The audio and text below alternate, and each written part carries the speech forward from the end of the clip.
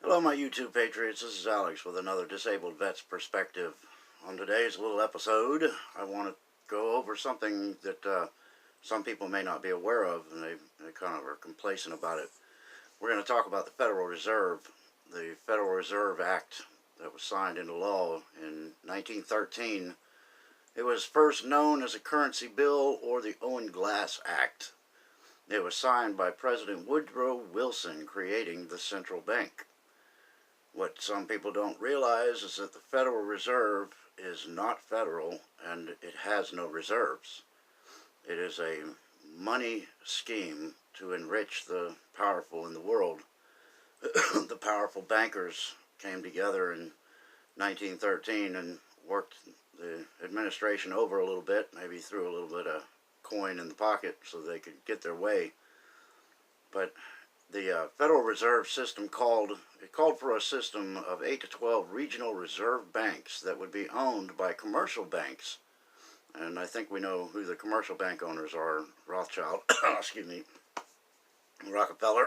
Boy, those words make me break out.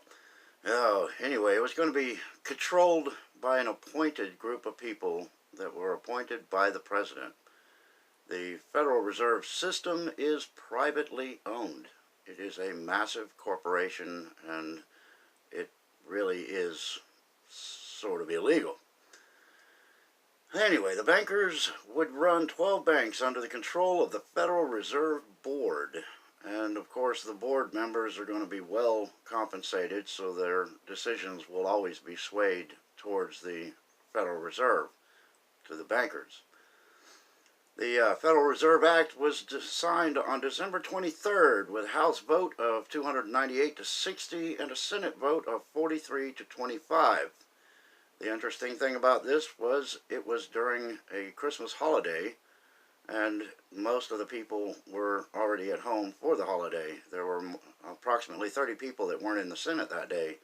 So if they were there, it is very possible that this bill would not have been signed into law. But the bill went through a committee at 1:30 in the morning, from 1:30 to 4:30 a.m. Tell me there's something not shady about that. Most of the members of Congress were sleeping when this bill was produced, or when it was created.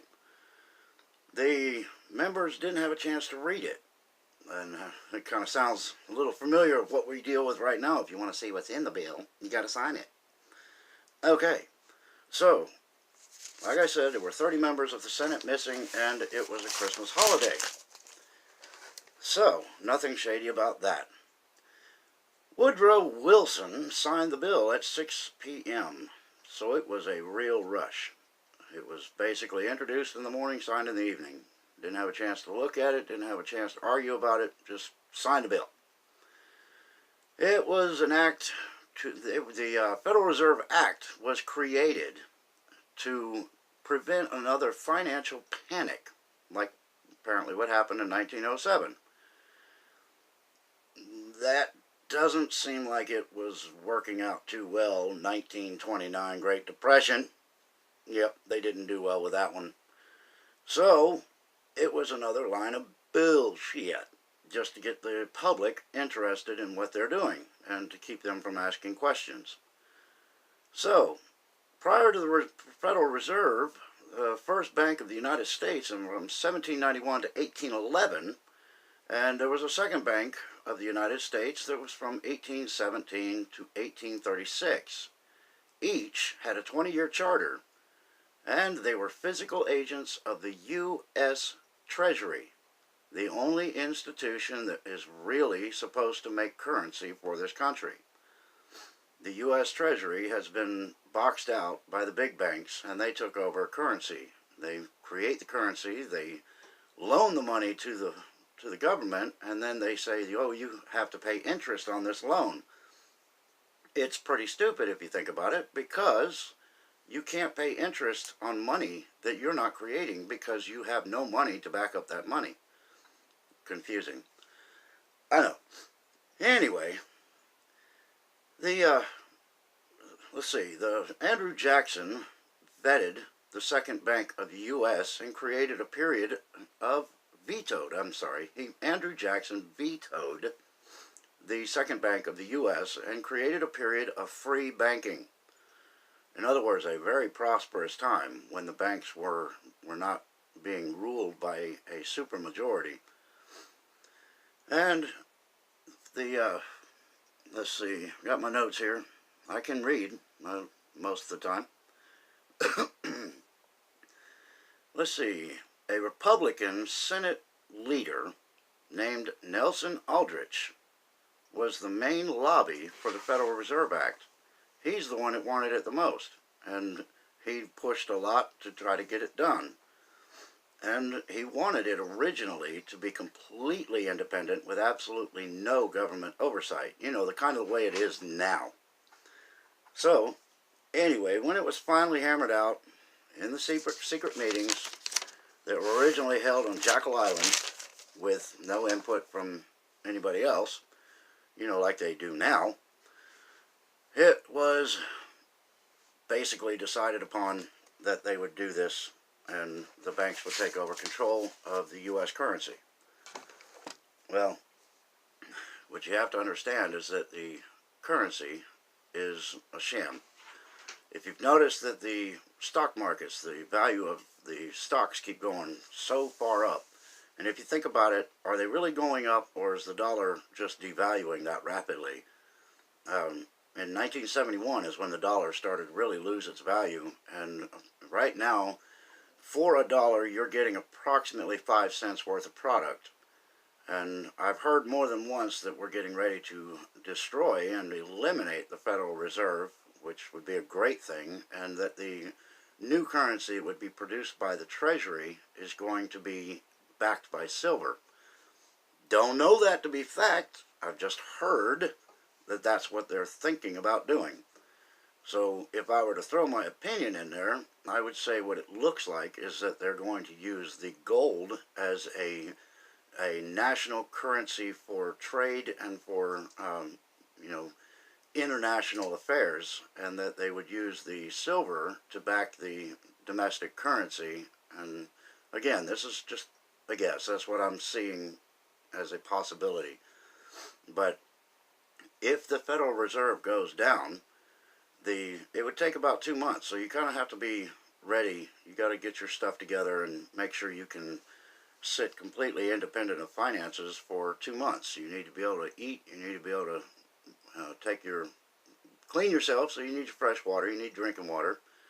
But you need to be prepared for about 2 months while there's a complete reset. And a lot of that's going to be done before they actually close the doors on the Fed. They'll have a lot of the superstructure in place. Once the Federal Reserve is gone, the National Treasury will pick up the production of the U.S. currency again, which is the way it originally was supposed to be. I have no idea what that currency would look like, what its value will be. If I was to guess, I would say, based on the silver prices, I think we're at about $15 right now for an ounce. And if I were to do it, I would say that the dollar would be the initiation of the first price of silver, which would be 15 bucks. So for every dollar at that point, you would be receiving $15 worth of product. Whereas, like I said, right now, you receive 5 cents worth of product for a dollar bill. And, you know, once we get this all reset, there is going to be a massive change in this country. You're gonna see wealth come back. You're gonna see the middle class will probably return, and maybe with some rapid measure. There is an entire possibility that there will be a thing called a debt jubilee, and once the Federal Reserve is gone and the criminality of it is exposed, then there may be a period of time where the money that's been stolen from the people of the country gets returned to them in a one-time deal where they get completely relieved of all debt. If that happens, we all get a nice do-over, and hopefully people would learn to do the right thing at that point. If you can't afford it, you don't buy it.